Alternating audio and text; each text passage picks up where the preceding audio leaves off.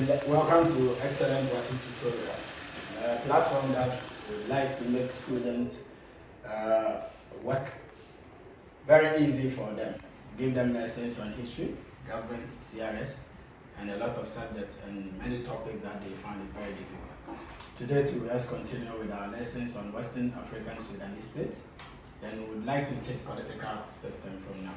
Now, political features of West African Sudan, or those people who are in West African Sudan, how were they governed? When we talk about political features, we are talking about how the people living in that particular territory or society were governed. The first one, the established government. What system of government is that? Monarchical administration. In monarchy, what we mean is that it's a system of government that is ruled by a king or queen.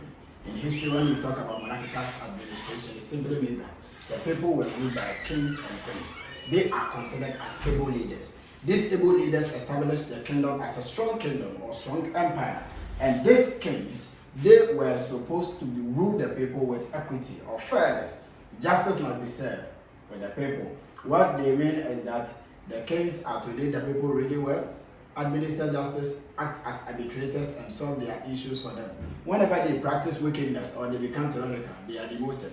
And the succession to the throne is by inheritance. So when they die, their sons are going to succeed them, wherever they are. So that is effective system of governance, that is centralized monarchical administration. Then we have ministers of state. Ministers of state are found in several books as excessive bureaucracy. Excessive bureaucracy simply means that people that supported the king to rule. So make it short for your explanation. The explanation for ministers of state are considered as excessive bureaucracy.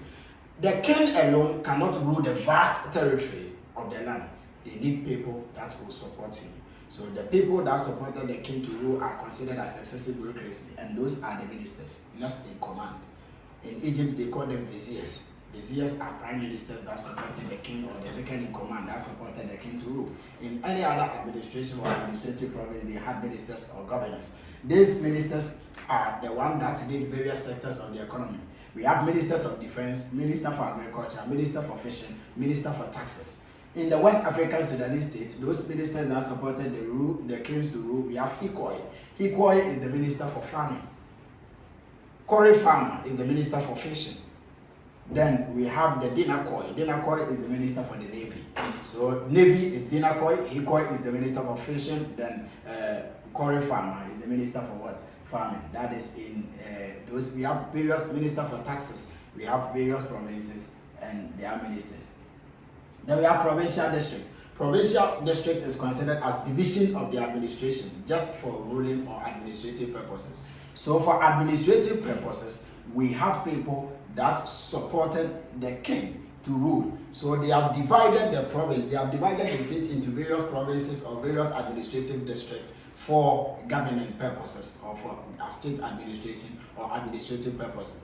The same way in our modern day life, we have constituencies. Every constituencies have their own MP. The same way, they have also divided this into various provinces, and every provincial district have their own governor. The governor is to ensure the development of his province or his administration that is being given to him. So the Ghana Empire was divided into 16 provinces. The Mali Empire was divided into 14 provinces. Songhai Empire, 11 provinces. Kanimbono Empire, 9 provinces. Then the 22 communities or 22 provinces came to combine to form the Hausa state. So we have provincial districts or provincial district for administrative purposes to be possible. That is the district. Then we have vassal states. Vassal states are states that are conquered by the autonomous or powerful kingdom. So each and every powerful kingdom or empire, whenever they wage war against other people, they conquer them and they become their vassal states. These vassal states are allowed to rule themselves, or whenever they try any rebellion, they appoint officials over them to rule them. And these vassal states are supposed to pay annual tribute to the bigger kingdom or the bigger empire. They were also considered as one political feature because they were given administrative autonomy. Administrative autonomy is what I've explained already, that they rule themselves or they are given the power or the chance to rule themselves. It is only when they plan a rebellion to fight against the bigger empire and get their own freedom, that is when the bigger empire will appoint officials to go and rule them. But initially, all the vassal states or all the kingdoms that is conquered or the empires that are conquered are given administrative autonomy.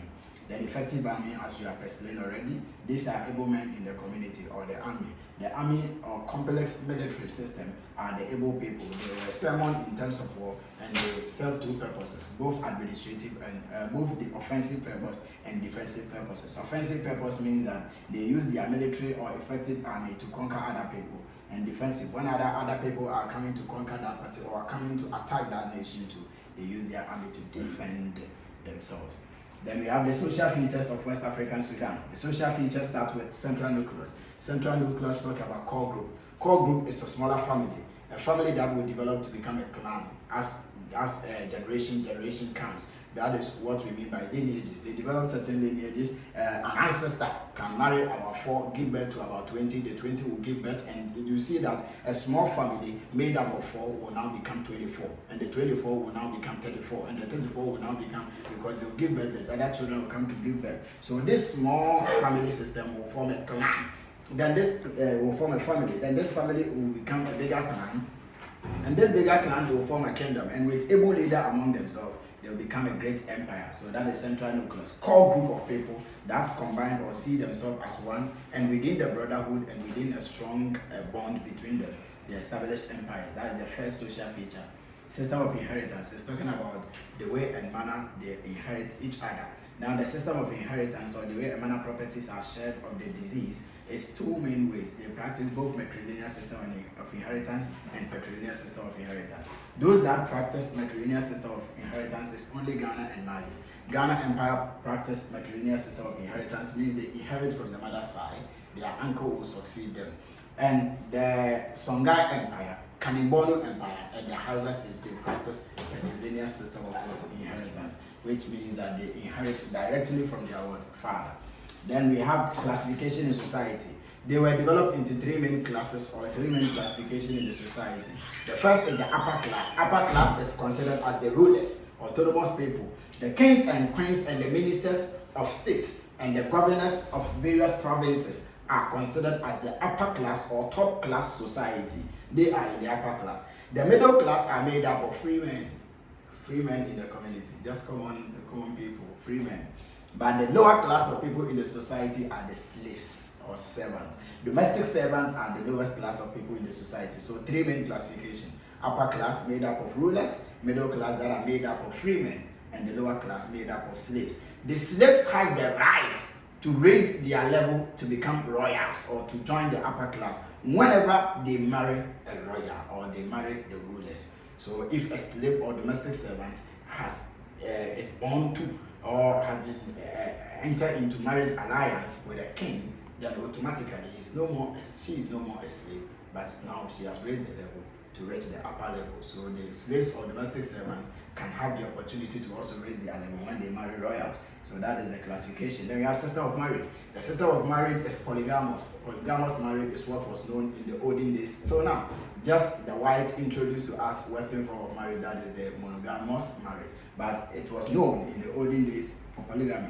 Polygamy simply means that they could marry, a man is allowed to marry more than one wife, and at the end of the day, they can have 2, 3 wives. They give birth plenty to establish large family, and the large family is used and recruited into the army. So because of the army or because of protection or for the sake of protection, they establish large family, they marry plenty, establish large families, and their children are recruited into the army.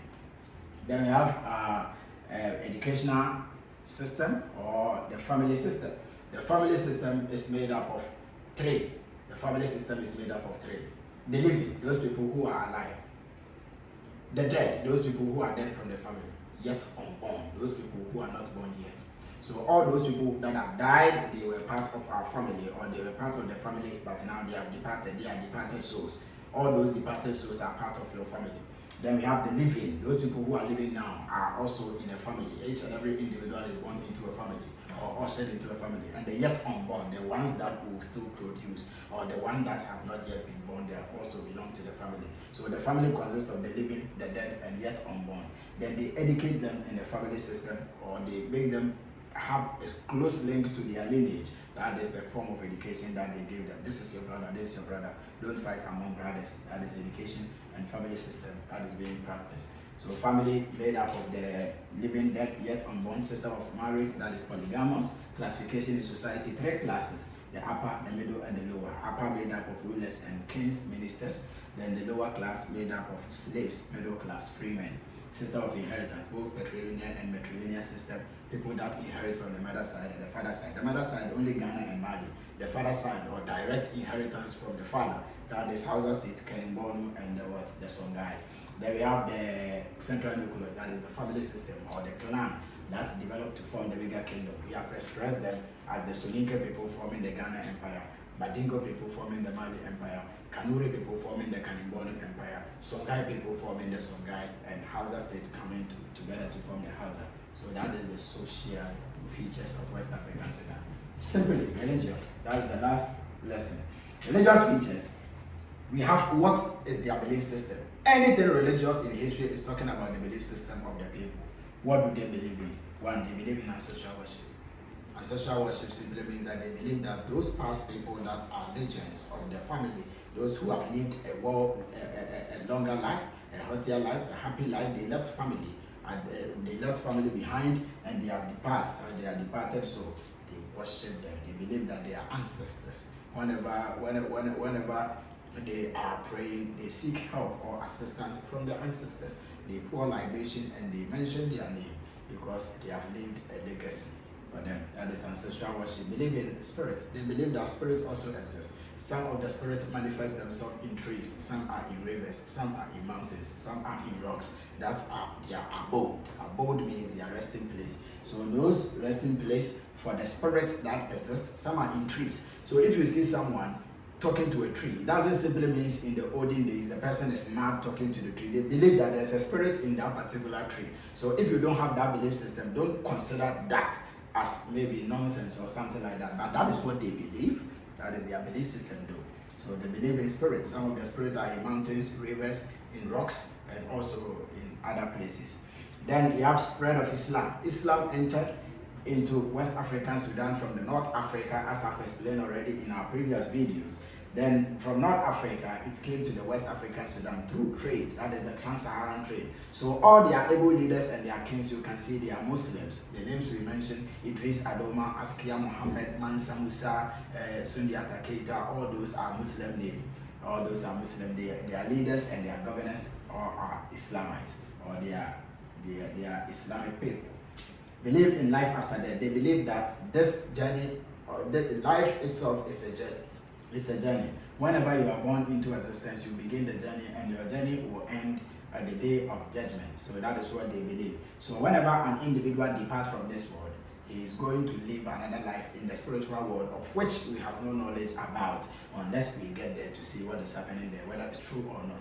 But they believe that whenever you die, there is going to be another life you are going to encounter in the spiritual world. And in the spiritual world, that is why they buried most of their dead body with certain ornaments and items, so that they will use it in their next journey. So we have copied that as a culture, and day in, day out, when people die, we normally used to bury them with items. You will see that they will put 20 pesos or 1 cedi on it when you go use this to buy water. I don't know, when they go and they will rent a house, I don't know the money they will use. So put big money in there, so that they will know that there's very, very big money, huge amount of money. They will use it to rent house and other things. Witchcraft and magic. They believe that people have witchcraft, and they believe that there are people that possess supernatural spirit and have or can control forces of nature. They can turn things to different things. That is magician power. And other people are sorcerers and necromancers. Necromancy or sorcery is when you call the spirit of a dead ancestor. So people that they believe their ancestors left certain properties for them, but they don't know where it is. They'll go and see someone who is a sorcerer, or someone who does necromancy, so that they will use the witchcraft, either magic or necromancy, to call the person's spirit in the mirror or in anything. Then they talk to them, then the ancestor will show them where the treasure lies. So that is their belief system. Ancestral worship, believe in spirit, spread of Islam, believe in life after death. We have witchcraft. Polytheism is the worship of many gods. We didn't add it to this point, but we have a lot of points. Not all can we discuss. Polytheism, that they believe in many, many gods, and they believe that the supreme being exists. The supreme being is the Almighty God, and followed by the smaller gods and other things. So a summary of some of the things that you need to know. The empires, their core group, their province, and able leaders that led the empire. So we have empire like the Ghana Empire being led by, created by the Soninke people, or the Soninke core group formed the Ghana Empire. They were divided into 16 provinces for administrative purposes, and their leader is King Ghana. Then the Mali Empire is formed by the Mandingo or Malindi people, and they divided into 14 provinces, and their leader is Sonia Keita. Mansa Musa as an able leader, and Sumanguru Kante also an able leader. Then we have the Songhai Empire being led or being formed by the people of Songhai, divided into 11 provinces. They have their able leader as Askia Muhammad and Sunni Ali. Then we have the Kanibon Empire, formed by the Kanuri people, divided into 9 provinces. They have May Idris Aloma, their king or their able leader by that time. They have Hausa State, formed by the Hausa people. The Hausa people, the 22 states from the Hausa Empire. Then some few of their leaders are here. Queen Amina of Zaria State, Kutakata of Kobe State. Then we have Muhammad Rimfa of Kano State. So these are certain things that historical students or history students should keep in mind to enhance their learning. So this is